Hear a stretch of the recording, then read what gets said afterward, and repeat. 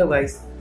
তো আজকে অনেকদিন পর ভিডিওটা আসছে। আজকে আমরা একটা ফটোশপে একটা ট্রিক্স ছিল যে ফটোশপে ৪-৫টে কালারের ইমেজকে কীভাবে একটা কালার ইমেজে কনভার্ট করবো, বা একটা কালার ইমেজকে কালারের ইমেজকে আর একটা কালার ইমেজে কীভাবে কনভার্ট করবো, ওইটা আজকে ফটোশপের ট্রিক্সটা শিখবো।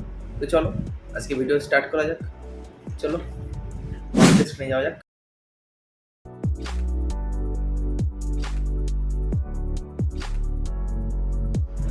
তো ফার্স্টে ফটোশপটি ওপেন করে নেব। ফটোশপটা ওপেন করে নেব।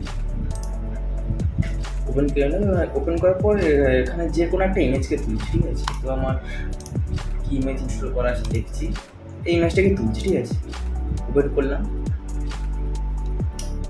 এটা হচ্ছে একটা পাতার ইমেজ আছে, ঠিক আছে? তো এই পাতার ইমেজটাকে আমার কীভাবে এক কালার ইমেজে করবো, then go to image, mode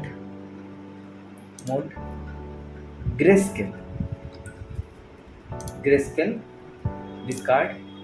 দেখো ইমেজটা প্রথমে কী হলো, সাদা কালো ইমেজে চলে এলো। এবার এই ইমেজটাকে আমাদেরকে যে কালার আনতে চাইছি, 4টে কালার, সিএমওয়াইকে মধ্যে 4টে colour, cyan, magenta, yellow, black, 4টে কালারের মধ্যে যে কোনো একটা ইমেজে একটা কালারে আমরা আনবো। তো চলো, দেন গো টু ইমেজ, মোড, ডিউটোন থেকে আমরা এখানে যে পার্সেন্টেজটা আছে সিএমওয়াইকে আমি চাইছি যে সায়ান কালারই রাখবো। তো আমাকে সায়ান কালারটা 100 করে দিতে হবে, আর যেসব কালারগুলো আছে ওগুলোকে সব 0 করে দিচ্ছি। 0, ইয়েলো 0, ম্যাজেন্টা 0, সায়ান 100, দেন ওকে।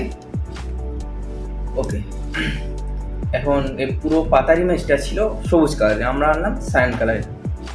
তো চলো আজকে ভিডিও এখানেই।